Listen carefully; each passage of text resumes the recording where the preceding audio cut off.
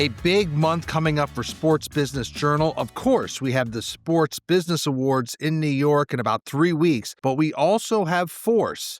This conference examines how collaborations across sports, entertainment, music, and fashion drive new fans and create revenue streams. Hear from the likes of Michael Strahan, Shaun White, Katie Nolan, and brand and marketing leaders from the biggest sports properties who are expanding into new markets. You'll want to be at Force. Learn more about it at force.com. That is the number 4-se.com. Or always let me know if you have any questions. And this is your morning Buzzcast for Tuesday, April 29th. I'm Abe Madcore. More details on what we talked about Monday on the Buzzcast as the District of Columbia and the Commanders reached an historic $3.7 billion deal to really revitalize the RFK Stadium site, which sits on the banks of the Anacostia River, and they will turn this into a new development, retail, housing, park space, and of course, it is all anchored by a new stadium for the Commanders. It is being called a generational development for the team and the city, and I agree. This will sit across 180 acres, and the stadium will have a roof, 65,000 seats, and be funded primarily by the team. The Commanders would put up nearly $2.7 billion towards this development. DC taxpayers about $500 million to start. That's infrastructure supporting the development. Now, while we are excited about this, you can probably tell in my voice, let's be clear. This deal is not a slam dunk. DC politics is tough, and there will be a lot of debate on the DC Council and among residents of the district about how public money should be used. But this is on the fast track. The team and the city hope to begin construction next year, with a goal of opening a stadium for the 2030 season. So that would require the City Council to approve the terms by the end of July. Yes, July, so just a few months away. Let's take a pause and talk about other details. First, the roof. This is interesting. This is going to put this facility in the mix for Super Bowls, Final Fours, CFPs, major concerts, and Josh Harris, the Commanders owner, said it's going to be one of the most important stadiums in the world. Second, it's not clear how the team would finance its $2.7 billion contribution, but it'll clearly tap into the NFL Stadium Loan Program, and the team will sell PSLs.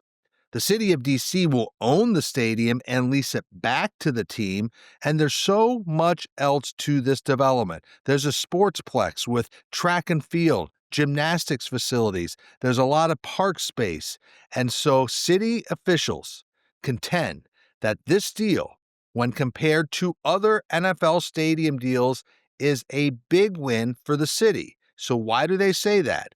They say that because public financing will cover less than 25% of the new stadium. They compared that to Nashville, where Nashville public funding is covering 60% of the cost of the new Titan Stadium. So again, there's a lot at play. I cannot overstate enough how important this deal is for the Commanders, for the district, and also for the NFL. They've wanted to be back in the nation's capital. This also comes after the city agreed to help fund a massive renovation of Capital One Arena for monumental sports and entertainment. So I will say what Mayor Muriel Bowser has done with both the Commanders and the Nationals is incredibly impressive, and it shows her to be a very big believer in sports as an economic driver, and she's very pro-sports business. Again, to me, this is one of the biggest stories in sports business so far this year. Let's stay with the NFL. This happened over the weekend, but the NFL is getting into the new uniform mix beginning this coming season because during the draft, they introduced a new jersey concept, what it's calling its rivalries program. And we've seen this done by MLB and the NBA in recent years. So the NFL will team with Nike and they will roll out new jerseys over a 4-year span. Now, visuals of what the new jerseys will look like, not available. They're expected to be unveiled at some point this summer. And yes, it's all hinging on rivalries. So the jerseys will be worn on key rivalry games, kind of like maybe City Connect or some of these other concepts. The first batch of teams to get these jerseys will be from the AFC East and the NFC West. And each team, say the Bills or the Dolphins, will be required to wear the jersey for one home game against their division rival each year over a 3-year period. So yes, when the Jets play the Patriots, for example, one of the teams will be required to wear the jersey for a home game each year over a 3-year period. So a way to drive merchandise sales. It's a way to introduce new product. I can't say I'm thrilled about this, but these type of new age jerseys do get attention of new and fashion-forward fans. They've been successful in other leagues. NFL now stepping into rivalry jerseys. I guess I'm a traditionalist when it comes to uniforms, but you'll see these unveiled this summer. And speaking of NFL jerseys, the top 5 selling jerseys of the NFL draft picks over the weekend maybe surprises you.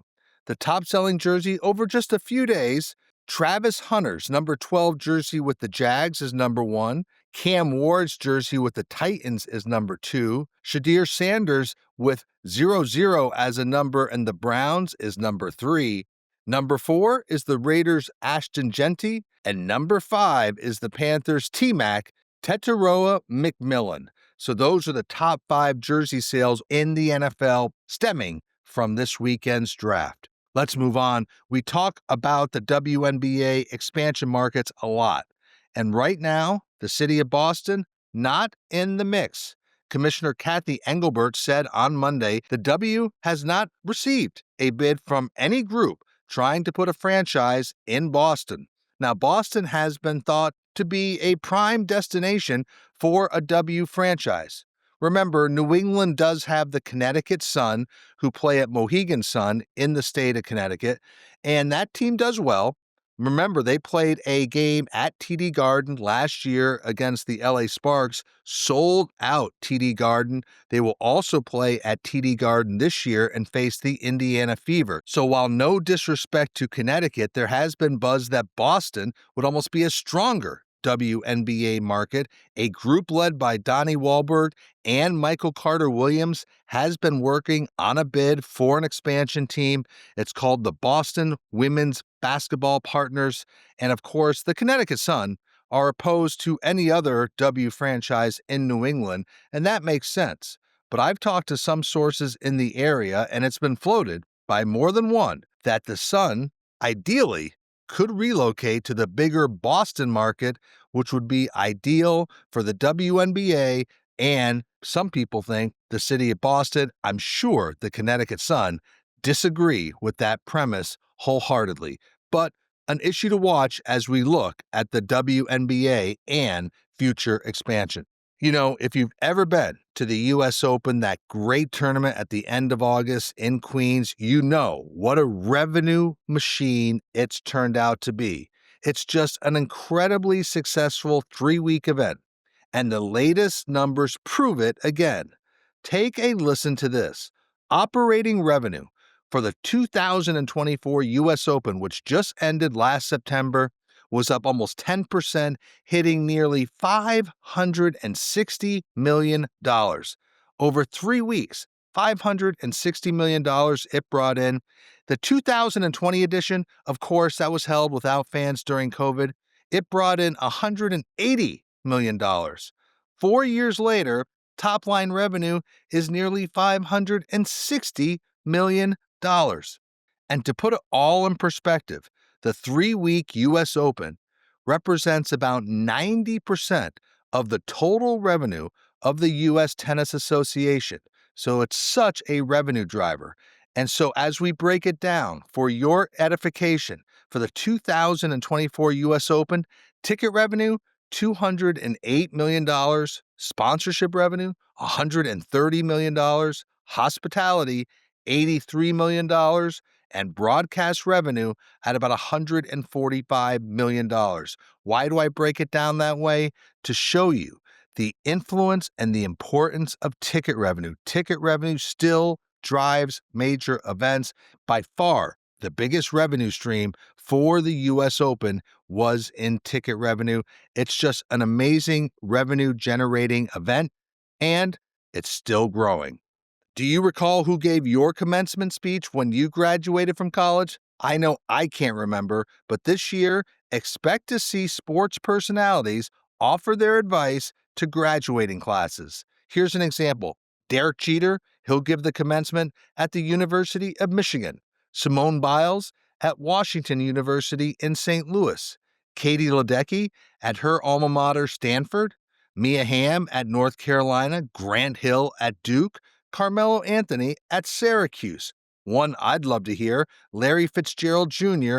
at the University of Pittsburgh. Meanwhile, ESPN's Holly Rowe, she'll appear at her alma mater, the University of Utah, and Kareem Abdul-Jabbar will speak at Harvard's Class Day celebration, which comes before commencement. I'll just say, those are some fortunate students to hear from those athletes. If you can remember who spoke at your graduation, please let me know. A big name to keep your eye on in sports sponsorship and marketing, longtime Coca-Cola marketer Brad Ross has left Coke and began a new job as the top global sports and entertainment marketing executive at Bank of America. Brad Ross was a 16-year veteran at Coke. He's easily one of the brightest minds in the business, incredibly likable. His Coke career began as a brand manager with Coca-Cola South Africa in 2007.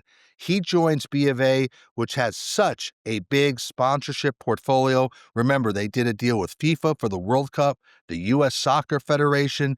They're, of course, partners at the Masters, the Boston Marathon, the Yankees, big properties. Brad Ross will be relocating from Atlanta to Charlotte, so it'll be good to have him in SBJ's hometown. Tomorrow I head to Vermont, where my siblings and I will say goodbye to the home that has been the foundation of the Madcore family for almost 60 years. We have sold our great Vermont house and are preparing it for an estate sale and saying goodbye to a very special place filled with memories. Yes, it's going to be a bit sad and a bit bittersweet. You know, you think you can always go home, right? Well, it's hard to believe as a family we won't be going home to Manchester, Vermont, and this great landmark on a hill. It was an amazing place to grow up and grow older. So this weekend will be filled with plenty of memories. I'm sure a few family disagreements, maybe a family fight or two, and we'll have a final goodbye to an amazing home. Then I'll be in New York City for voting for the Sports Business Awards, and then SBJ holds a special roundtable on the state of ticketing. So my colleagues will be bringing you the Buzzcast for the next week or so. I'll be back the week of May 12th. And so that is your morning Buzzcast for Tuesday, April 29th. I'm Abe Madcore. Stay healthy, be good to each other. I'll speak to you down the road.